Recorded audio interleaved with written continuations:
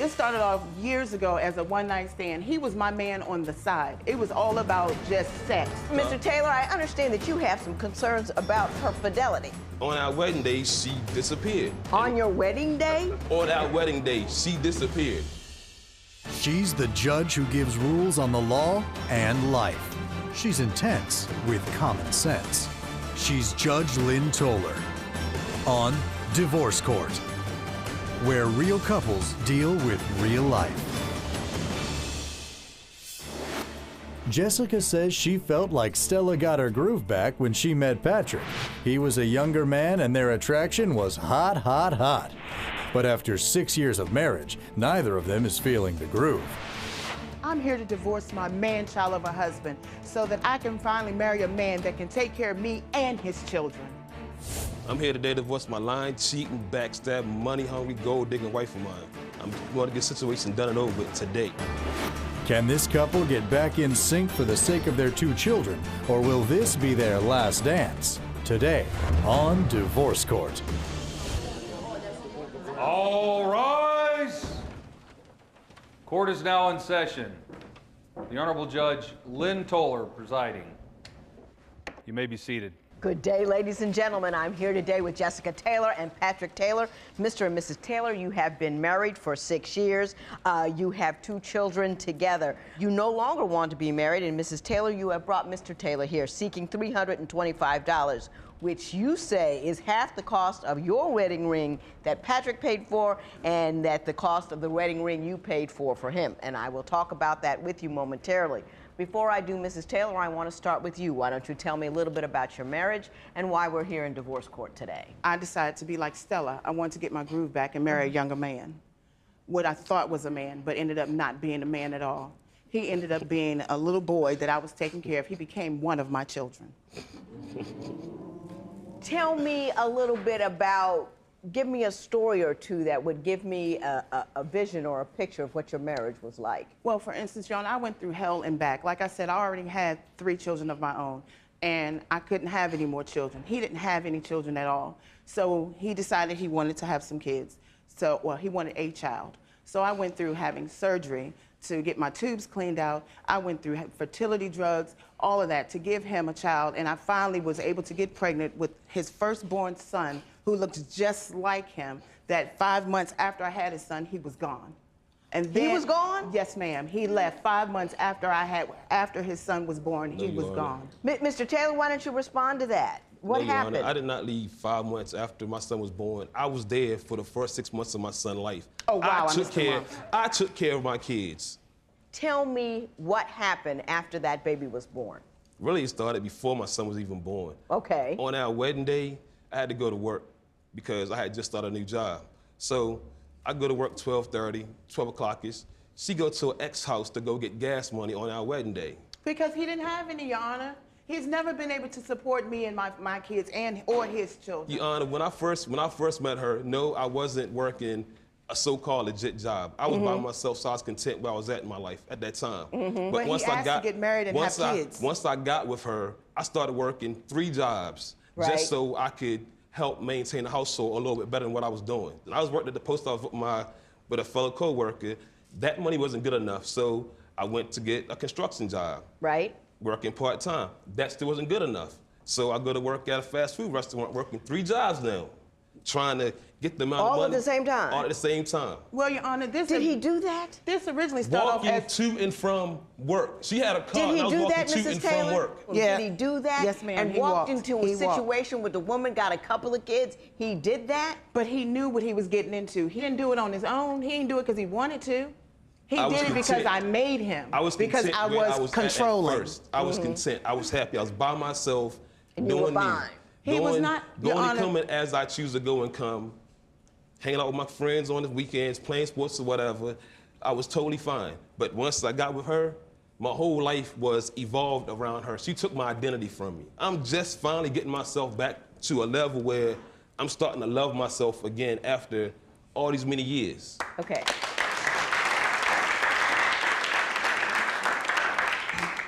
You fell in love, and then you found yourself in a situation that you were trying to become a man that you weren't to satisfy her. Is Yes, that what ma'am. you're telling me? Yes, ma'am. Mrs. Taylor, now, let that a moment seep in. Do you see where he's coming from? Not really, Your Honor, because this started off years ago as a one-night stand. He was my man on the side. It was all about just sex. It That's must have all been it good. was. That's all it was. She gave me the keys to the house, so apparently I was doing something good. It was a one-night stand.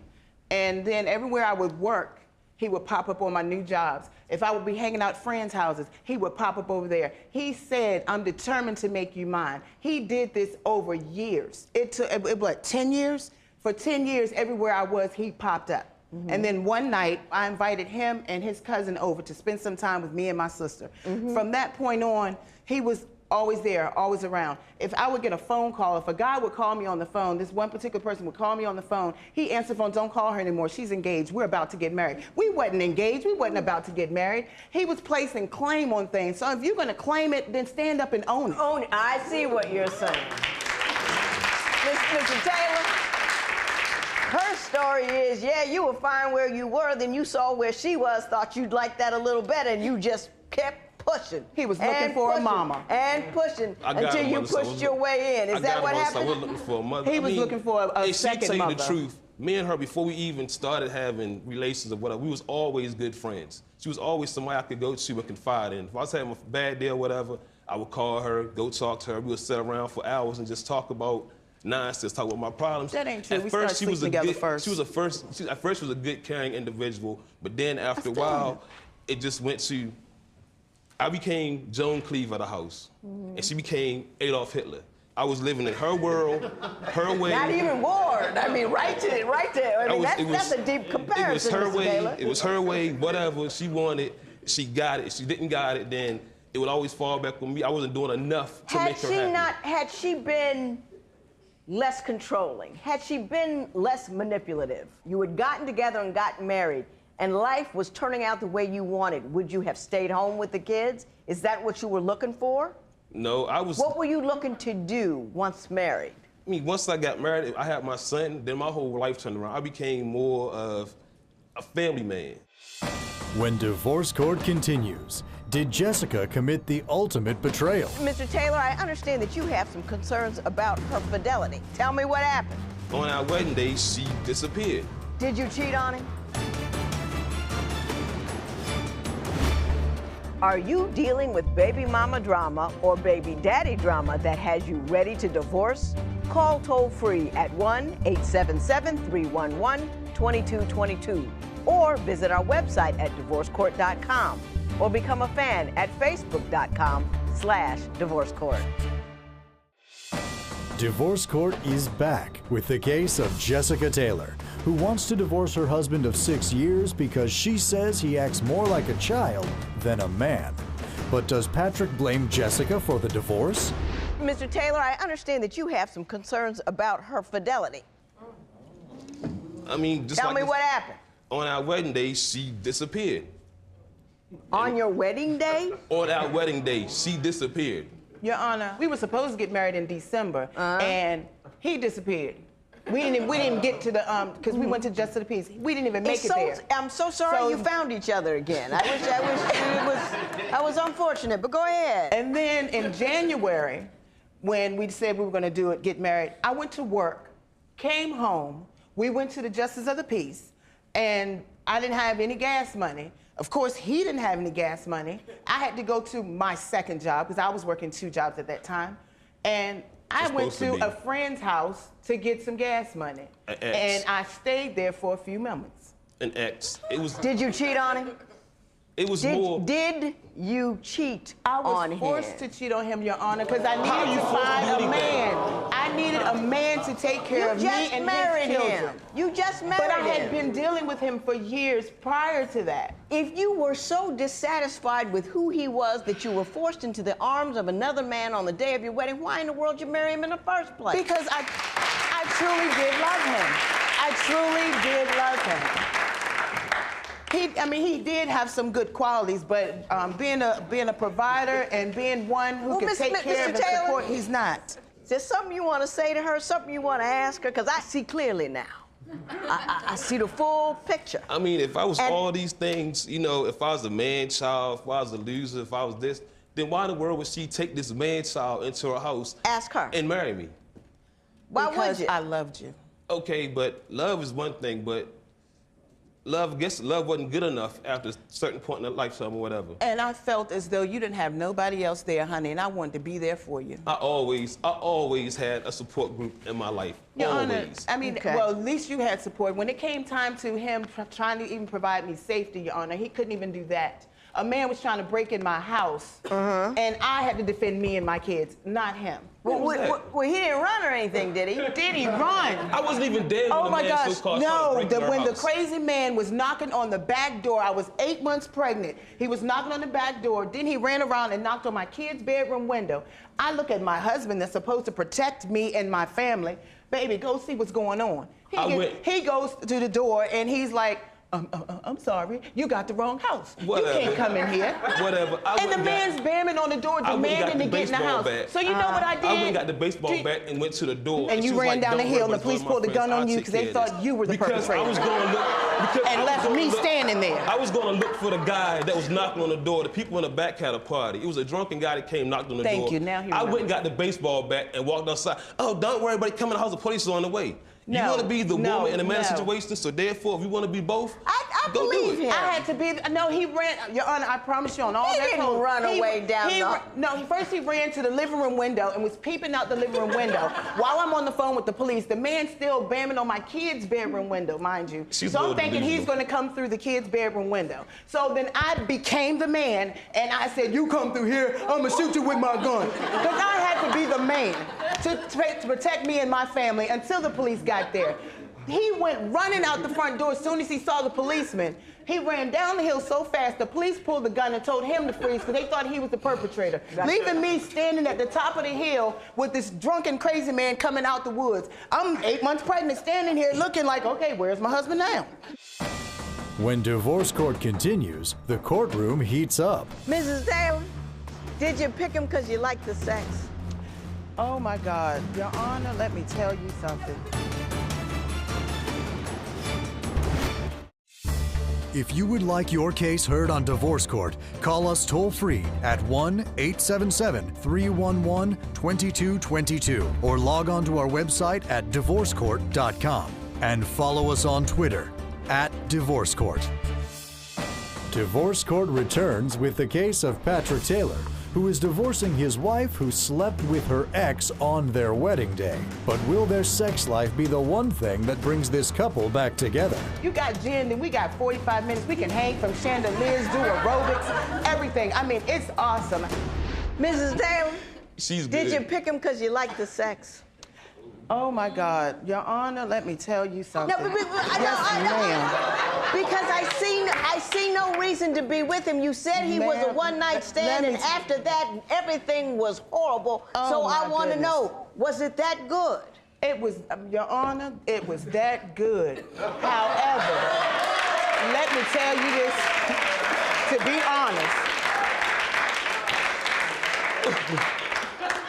what I later found out, if he doesn't have a bottle of gin, then the sex lasts 3 minutes without a bottle of gin. If you got gin, then we got 45 minutes. We can hang from chandeliers, do aerobics, everything. I mean, it's awesome. I mean, there's no holds barred as long as he got some gin. What was the final straw, Ms. Taylor? The final straw was when he did leave, and I went to work, and I came home, and I was worried. When first I had a funny feeling. I called, and the kids was like, "Well, Patrick's not here," and I'm like, "He's not there. Where is he?" And they were like, "I don't know. He went walking the dog." So I get home like 1 o'clock in the morning. I'm looking around the house, and there was no sign. I mean, he never said anything about leaving. We had talked previously because we weren't getting along that if you're going to leave, let's do this amicably. But he never, I ain't going nowhere. I was like, "Well, you got something up your sleeve." "I ain't got nothing up my sleeve." I mean, he wasn't even man enough to let me know that he was so unhappy that he wanted to leave. I come home, I have 2 children we have 2 together, 3 and 4 years old. They were in diapers, laying in the middle of my bed, wet, soiled. Then my son, he didn't even know he was gone. First he knew, he went to walk the dog. They said he kept going in and out of the basement door. He left through the basement door, Your Honor. That was my final straw. You didn't care nothing about me or your kids. Mr. Taylor, what would you like to say in response to that? I got tired of the BS. I mean, you tell me one thing, you going to work, come find out you're not going to work. You in the next town up with your friends, supposed to be working, having gentlemen callers call you all hours of the night. So, I mean, it was time for me to go. It was either me going or me staying in a situation and doing something that I didn't want to do to somebody else. So When's the last time you saw your little people? I left. I haven't seen my kids since January the 9th. The day before my birthday, Of this year? Of last January year. 9th, So it's been over a year? It's been over a year since I seen my kids. The day before my birthday is when he walked out and left his kids. January 9th, 2010. How come? How come you haven't seen them? Is she making it impossible, or you just not getting there? At first, I didn't even want to see her at all. We didn't hear from him for like 4 months. I don't didn't care know about if he was that. dead. I was calling, leaving messages for her. She would not respond to any messages or anything that I was doing. I tried, I made an effort to get in touch with her. She wouldn't answer the phone call, wouldn't answer no texts. So at one point, I just got tired of trying to deal with it. When divorce court continues, is Patrick ready to become a man? A woman can't make you a man. You can decide to be a man and not be one. No, It doesn't matter what the environment is.